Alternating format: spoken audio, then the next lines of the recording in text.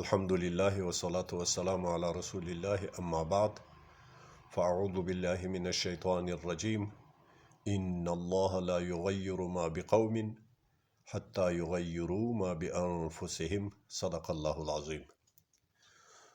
مؤمنان ورونو، الله عز وجل دي سورة رعد ولسم آيات په یوه حصه کې راته فرمایي چې الله د کوم قوم حالات نه خرابوي مګر دوی په خپلو نفسونو کې خرابي پیدا کړي. د الله د طاعاتو په ځای باندې معاصي ورته مخه کړي، بیا د الله په فیصلو کې هم تبدیل راځي او تغیر راځي. د مومنو ورونو، د دې آیت مبارک په رڼا کې زه یو تاریخي خو تریخ حقیقت له تاسو سره شریکوم. هغه دا چې د اسلامي امت دوه مرحلې تیرې سوي لرلې دي. اسلامي امت دوه مرحلې لرلې دي. یوه مرحله د مجد و د عزت و د عظمت و د پیشرفت و د ترقي چې له صدر د اسلامه شروع وه او تر سوونو کلونو پورې چلېده. دومه مرحله د ذلت او د محتاجي، د ضعف او د کمزوري. دا بیا د عباسي خلافت له ختمېدا سره چې د چنګیز خان د هلاکو خان په لښکرو سره بغداد لوټې سو او ټول تاریخي آثار او ټول اسلامي آثار دا په له خاورو سره خاورې سول. نو له هغه وروسته د اسلامي امت د ذلت او د کمزورۍ مزل شروع سوی ده.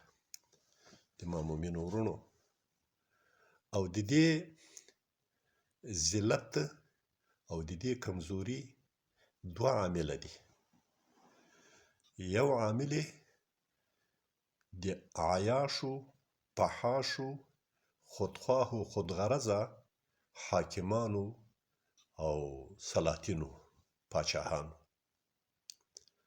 او دوم عامل چې هغه ډیر مهم و اختلاف د علماو د امت و.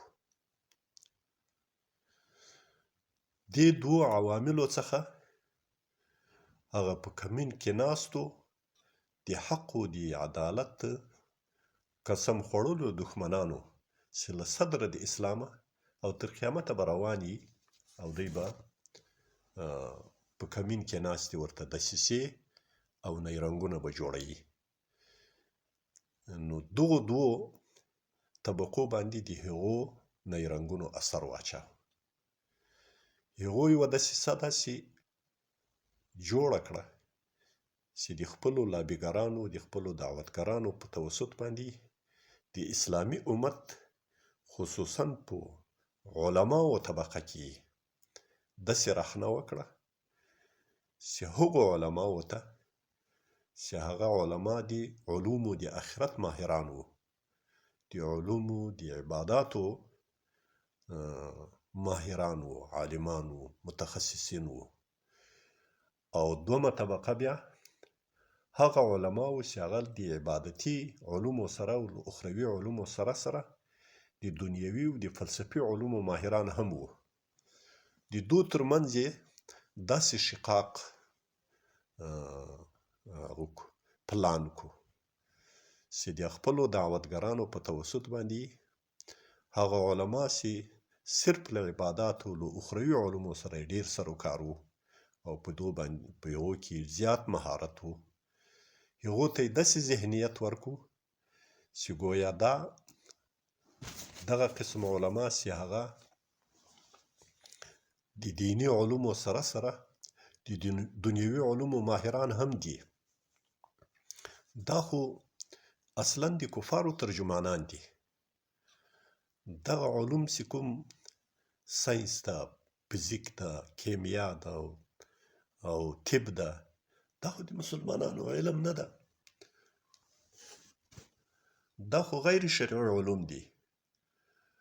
او شرعي علوم خو د عباداتو علوم دي، د آخرت والا علوم دي. او دا علوم خو غیر شرعي دي، غیر اسلامي دي، غیر دینی علوم دي. او دوی په هغو کې ډیر مهارت لري. د کفارو هدف و مقصد دا و چې مسلمان امت محتاج وساتل سي. دا پلان په ډیر عمق او په ډیر توجه سره جوړ شوی و د مسلمانانو د تباهي لپاره. هغه محتاج په داسې رقم وساتل سي چې په دنیوي ژوند کې دوی پیشرفت ونه لري، نو دوی به بیا طبیعي لحاظ باندې بیرته د یهودو، د نصاراو، د مجوسو، د هنودو محتاج په وسایلو کې، په اسبابو کې، په آلاتو د دنیا د جوړولو د کشفیاتو کې دوی به هغو ته محتاج. نو هغو علماو ته داسې انګیزه ورکړه چې دا خو د کفارو ترجمانان دي، د کفر علم دلته په مسلمانانو کې ترویجوي. څوک هغه غربي او یوناني کتابونه په عربي باندې را ترجمه کوي، څوک د هغو تدریس ورکوي، هغو خلقو ته د هغو ترغیب ورکوي او دوی خپله په هغو کې مهارت لري. نو دا به اخر په تاسې باندې د خپلو حاکمانو په وجه باندې په مخ کې اثر پیدا کړي او رسوخ پیدا کړي. یعنی دا انګیزه دوی په خپل مهارت سره څرنګه دوی کاروله، په هغه مهارت سره دوی دا وکاروله. هغو علماو هم دا محسوسه کړه چې دا خلک خطرناک دي او د دوی دپاره یې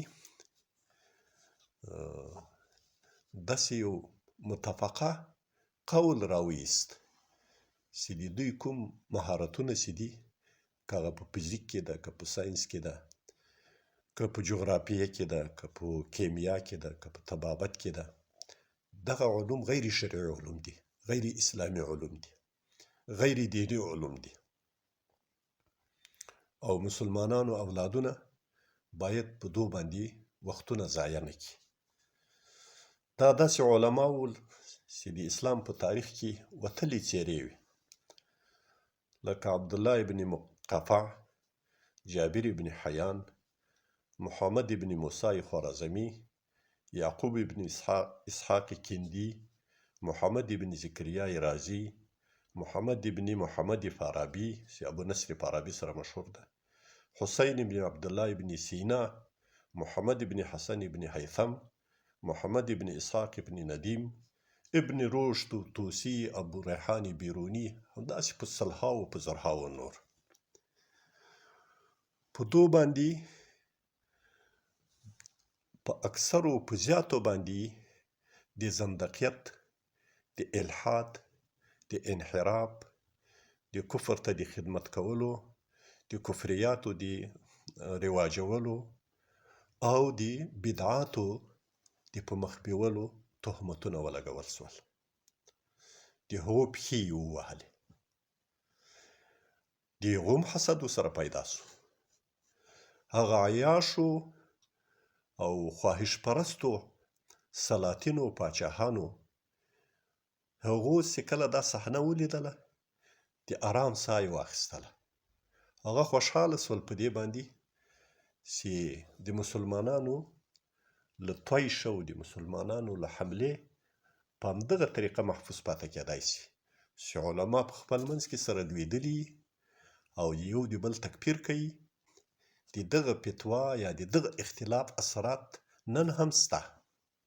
نن هم ډېر داسې علما دي چې هغه ساینسي علومو ته، عصري علومو ته، فلسفي علومو ته غیر شرعي وایي، غیر اسلامي ورته وایي، غیر دیني علوم ورته وایي او په هغو کې وخت تېرول عبث یا ګناه ورته ښکارېږي.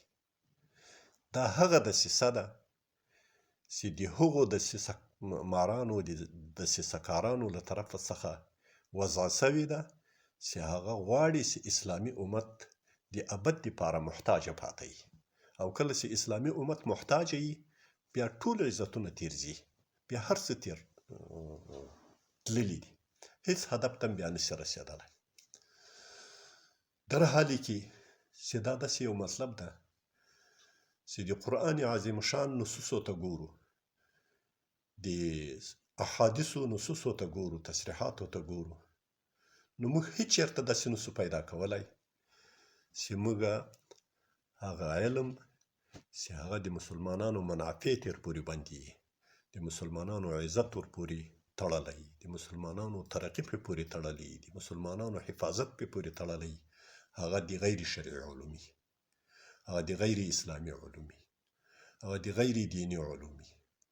بلکې الله عز وجل راته وایي واعدوا لهم ما استطعتم من قوه، تیار کړئ د کفارو د ویرولو دپاره، د کفارو د مخنیوي دپاره، د هغو د شرارتونو د دفع دپاره څومره چې د تاسې وس و طاقت یې له قوته څخه ورته تیار کړئ. نو قوت خو په ساینس کې تیاریږي، په معاصرو علومو کې تیاریږي، په دنیوي علومو کې تیاریږي، اخو په اخروي علومو کې خو وسایل نه جوړیږي.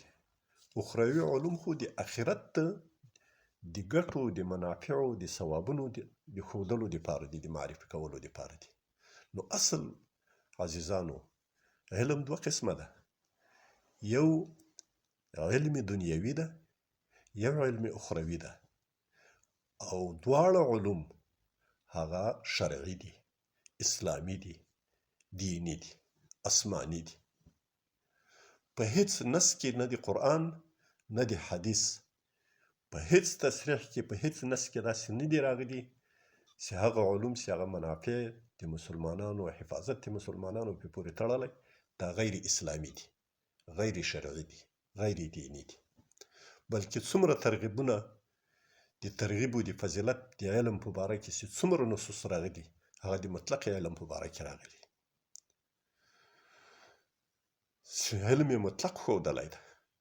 په هغې کې تخصیص د علم اخروي نشته، بلکې په ځینو مواردو کې تخصیص د علم دنیوي راغلی ده، د فضیلت په ذکر کې، د فضیلت په بیان کې. لکه حضرت آدم علی نبینا علیه الصلاة والسلام چې کله خلیفه جوړوي الله عز وجل، او ملک اعتراض کوي چې دا خو به وینې تویوي، فساد به کوي په ځمکه کې، نو الله عز وجل دته موقع و میدان دی امتحان تیاروي. وعلم آدم الاسماء كلها. الله عز وجل وایي چې وښودل، الله عز وجل وښول آدم علیه السلام ته نومونه ټول، په هغه پیغمبري فطرت کې خمیره و چې هغه ته یې هغه ټول هغه ذکاوت او هغه معجزه الله ورکړې وه چې د دې ټولو شیانو نومونه پیژندل، د ټولو خواص یې پیژندل، د ټولو اشیاو که علویاتو که سفلیاتو، ټول مفسرین وایي د هغو منافع، د هغو اضرار، د هغو فواید دا یې پیژندل، د دې علم و ورسره. الله ورته وویل وایي دا عرض که په ملایکو باندې. نو هغسې ملایکو ته یې پېښ کړو، ملایکې له دې چې عاجزې وختلې، نو آدم علیه الصلاة والسلام هغه منقبت د خلافت وګاټه.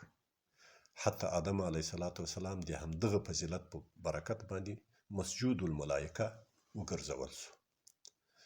او بل حضرت یوسف علیه السلام چې کله دی بندي ده، نو دی د هغه تعبیر رویا د علم په برکت باندې له زندانه راخلاصېږي، او دی د هغه اقتصاد د پوهې په برکت باندې دی د خزاینو د مصر